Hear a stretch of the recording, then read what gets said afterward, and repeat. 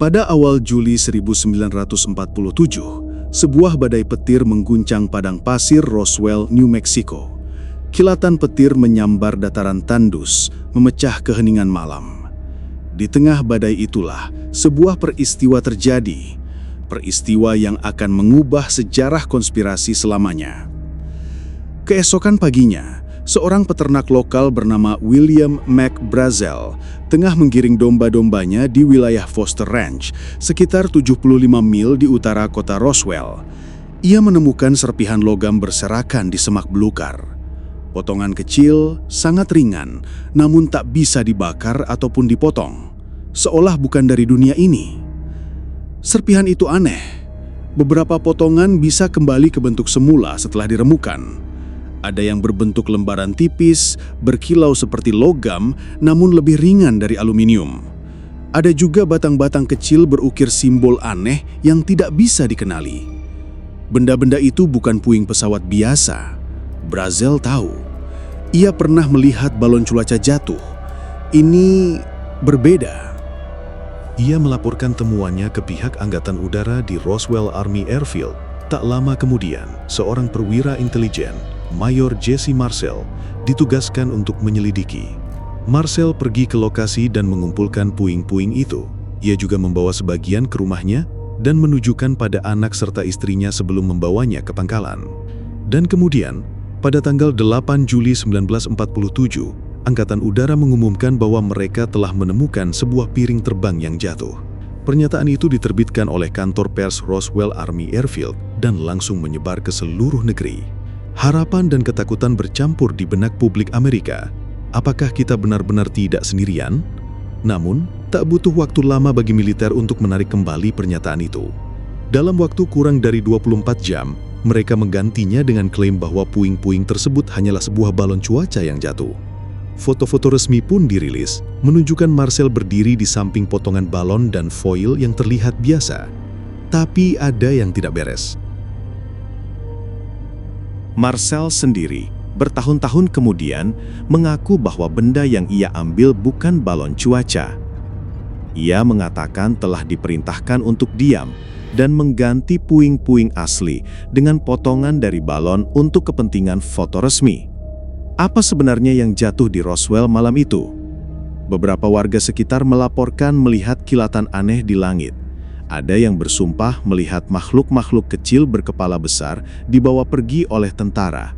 Sebuah keluarga penduduk asli Amerika bahkan mengatakan mendengar ledakan besar di malam badai, diikuti oleh cahaya merah keunguan yang memancar dari belakang bukit.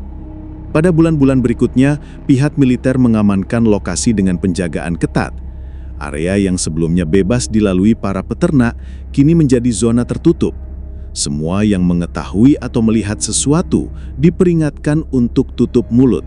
Beberapa bahkan mengklaim telah diintimidasi. Dalam beberapa dekade berikutnya, desas-desus terus berkembang. Pada tahun 1978, peneliti UFO ternama Stanton Friedman mewawancarai Jesse Marcel. Dari sana, kisah Roswell kembali mencuat ke permukaan. Marcel menyatakan dengan nada getir bahwa ia telah membantu menutup-nutupi kejadian terbesar abad ini. Ia percaya apa yang ditemukan di Roswell adalah teknologi dari luar bumi.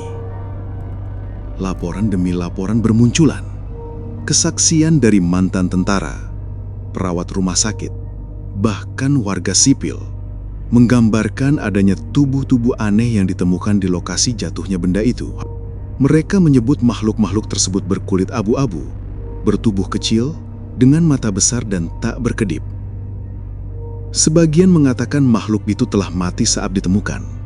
Sebagian lain mengatakan masih hidup dan bergerak lemah.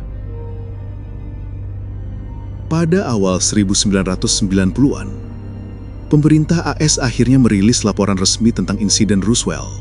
Mereka menyebut bahwa puing-puing itu berasal dari Project Mogul, sebuah program rahasia militer untuk mendeteksi ledakan nuklir Uni Soviet menggunakan balon besar berteknologi tinggi. Penjelasan ini diklaim sebagai alasan mengapa semua harus dirahasiakan. Namun banyak yang menolak percaya. Jika benar itu hanya proyek militer, mengapa perlu puluhan tahun untuk menjelaskan? Mengapa begitu banyak saksi membeli kesaksian serupa tentang makhluk asing dan piring terbang? Mengapa mereka terus bungkam soal bentuk asli puing-puing? Dan misteri pun bertambah gelap. Pada tahun 1995, sebuah video muncul. Disebut sebagai Alien Autopsy Footage. Video ini menunjukkan tim medis berpakaian pelindung lengkap sedang membedah tubuh humanoid kecil di meja operasi. Tubuh itu sesuai dengan deskripsi makhluk yang dikabarkan ditemukan di Roswell. Video ini menggemparkan dunia, walau akhirnya banyak pihak menyatakan itu palsu. Tapi rasa penasaran sudah terlanjur tumbuh. Yang lebih menyeramkan lagi, muncul teori bahwa tidak hanya satu kapal yang jatuh di Roswell. Beberapa mengatakan ada 2 lokasi terpisah, dan bahwa makhluk yang ditemukan di salah satunya masih hidup untuk beberapa waktu. Ia ditahan di fasilitas rahasia sebelum akhirnya meninggal dan dibalsem. Desas-desus juga menyebutkan keberadaan Area 51 sebagai tempat makhluk dan pesawat itu dibawa. Mereka mengatakan teknologi alien di balik Roswell digunakan untuk menciptakan teknologi pesawat canggih militer Amerika, stealth bomber, pesawat tanpa suara, hingga sistem navigasi digital. Tapi semua tetap tak terjawab. Waktu berlalu, para saksi mulai meninggal satu persatu. Tapi misteri Roswell tetap hidup. Beberapa keluarga saksi mengaku didekati oleh agen pemerintah, diperingatkan untuk tidak membuka kembali cerita lama. Dan setiap kali seorang saksi mencoba mengungkapkan sesuatu, selalu ada kabar tentang hilangnya dokumen, kematian mendadak, atau kebakaran aneh. Beberapa peneliti bahkan percaya bahwa peristiwa Roswell adalah titik awal dari program besar pemerintah yang disebut Majestic 12, sebuah kelompok rahasia yang bertugas meneliti dan menyembunyikan bukti kehadiran makhluk luar angkasa di bumi. Apakah itu benar? Atau semua hanya hayalan konspirasi? Namun, satu hal yang pasti, sesuatu jatuh di Roswell tahun 1947, bukan balon biasa, bukan pesawat cuaca, dan semua yang terlibat tahu, namun memilih diam. Roswell bukan sekadar nama kota kecil di New Mexico. Ia adalah simbol dari ketakutan, harapan dan rahasia yang tersimpan di langit malam.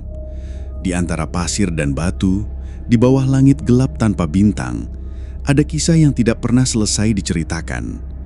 Dan hingga hari ini, ketika malam datang dan petir kembali menyambar langit padang pasir, sebagian orang masih melihat kilatan cahaya aneh di cakrawala. Mereka percaya sesuatu masih mengawasi, dan mungkin, hanya mungkin, suatu malam nanti kebenaran akan jatuh kembali ke bumi.